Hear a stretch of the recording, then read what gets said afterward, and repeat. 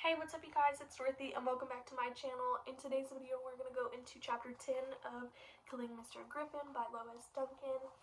With that being said, once we finish this chapter, we will only have 9 chapters left of this whole book, which we are flying through these books faster than what I thought we ever could, and I think it's just because now I have a lot of free time on my hands after my niece leaves and stuff like that, and I don't have to deal with them on the weekends. No offense to my nieces, I love them, but when Saturdays and Sundays come, it's a lot easier for me to film videos because I don't have any distractions. So let's get right into this video.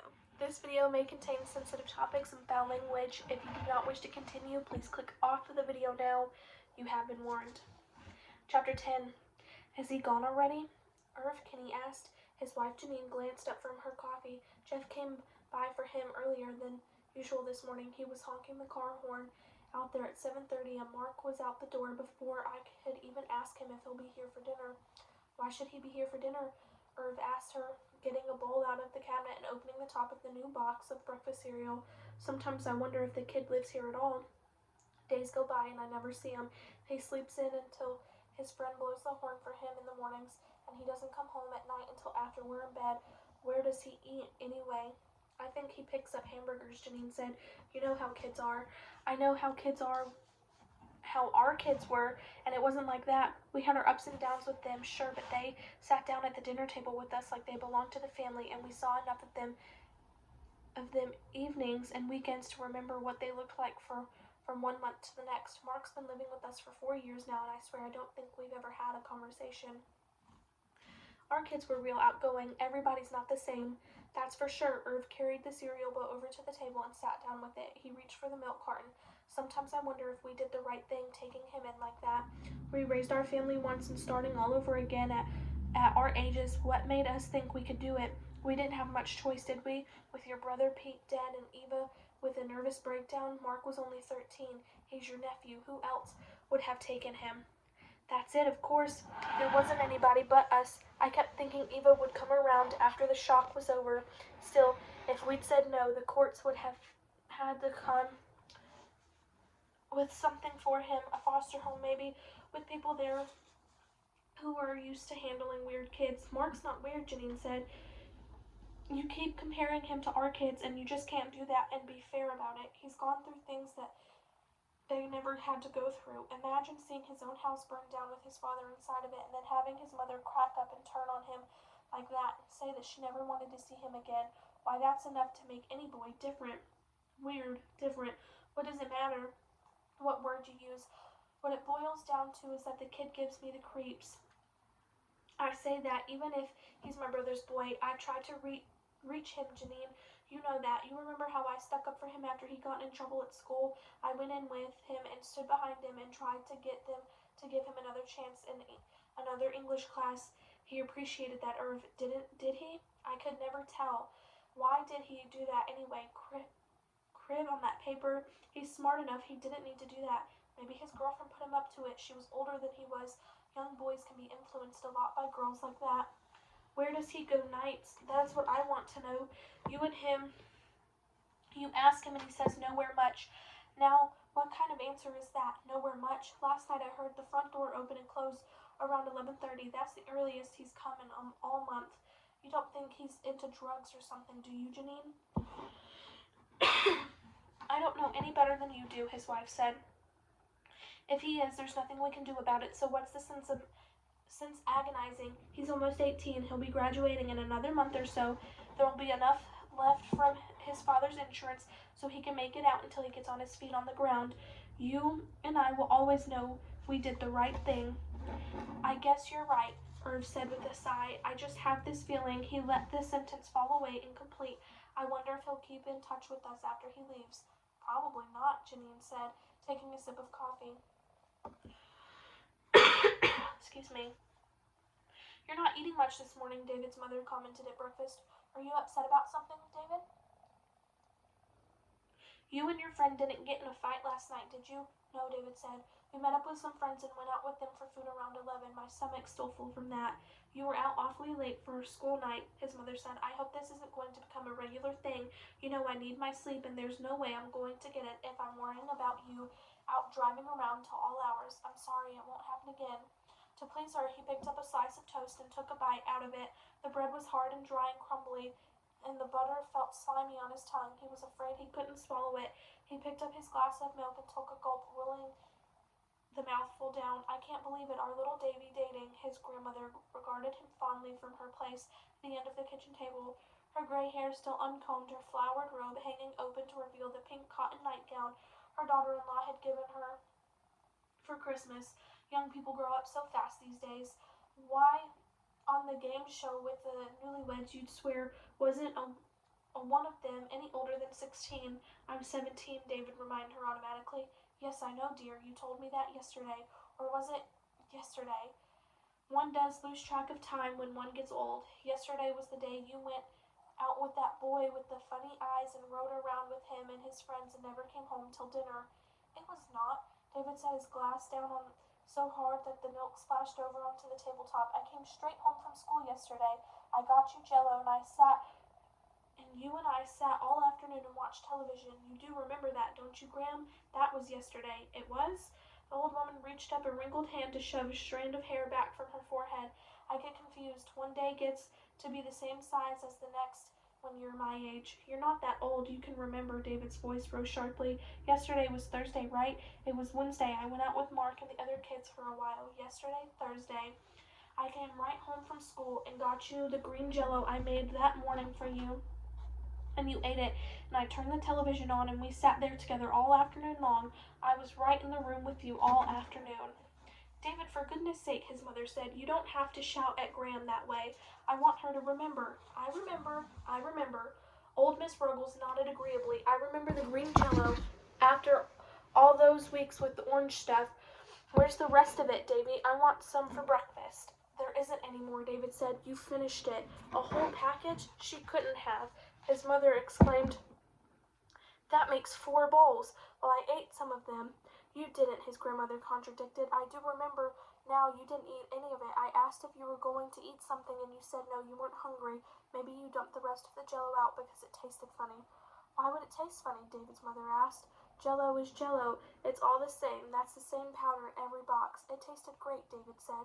That's why I ate all the rest of it. I just got started and I couldn't stop and I ate it all and I washed out the bowls and dried them and put them away.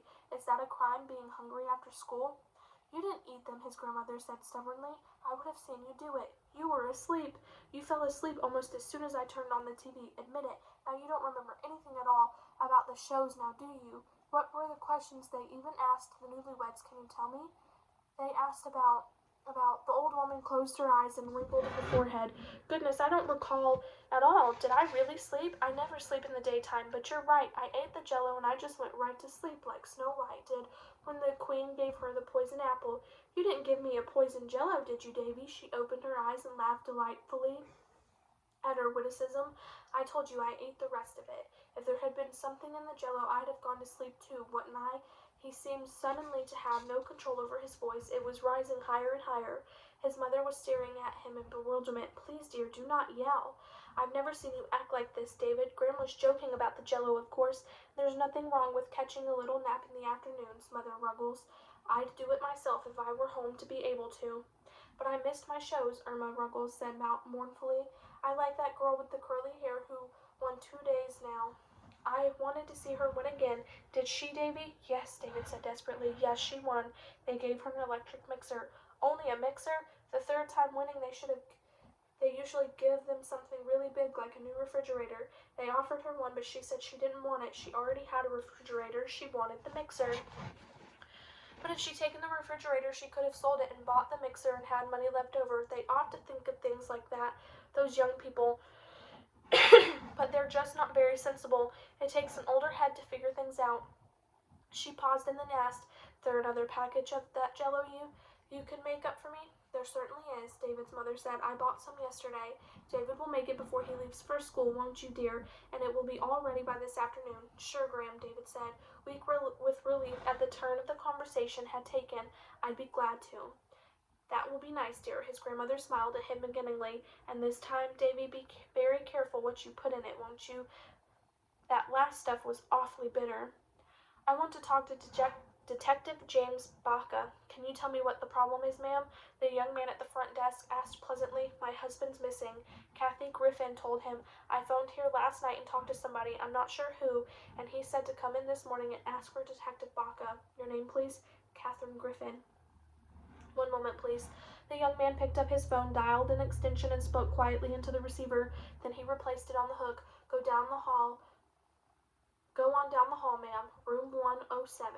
Thank you. Clutching her purse tightly against the front of her maternity blouse, Kathy walked down the hall, counting doorways. 103, 105, 107.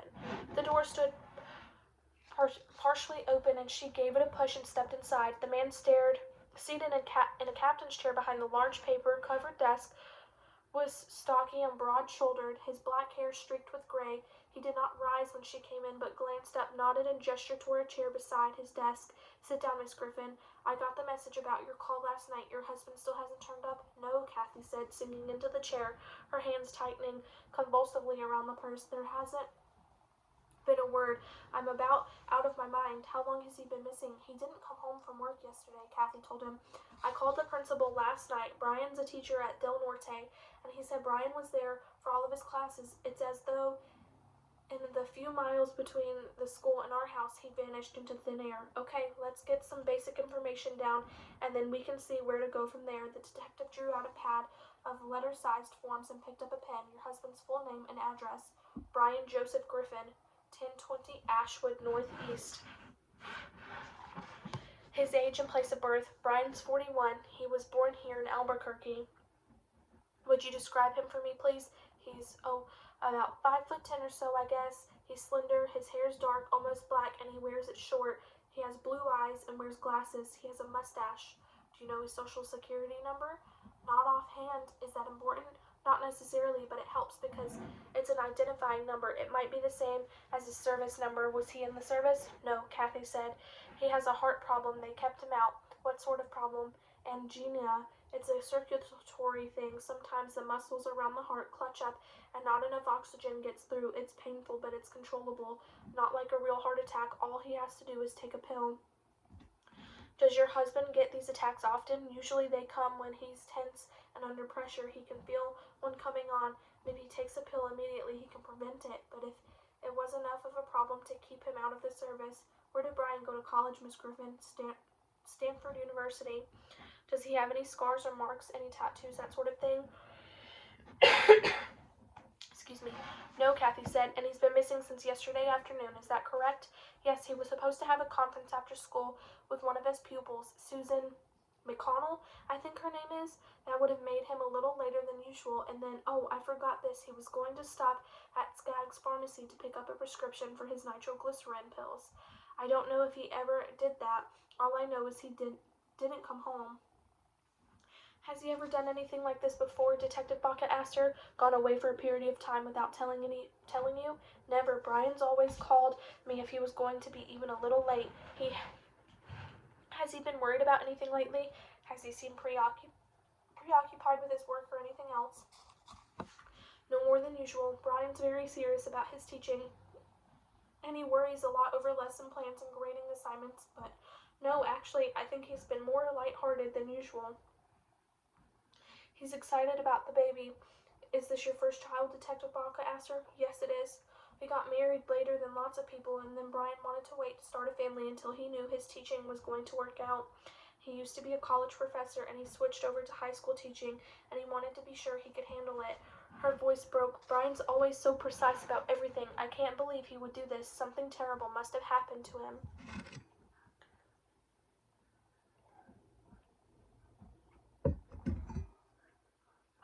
There may be a perfectly logical answer, the detective said.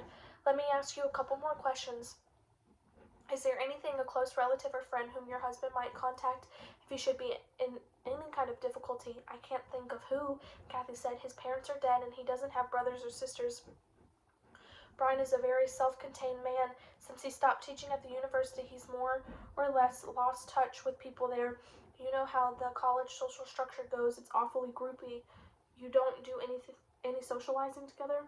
Oh, we sometimes have my old friends from work over with their husbands, or maybe some of the neighborhood couples, but it's very casual, just playing cards once in a while or something like that.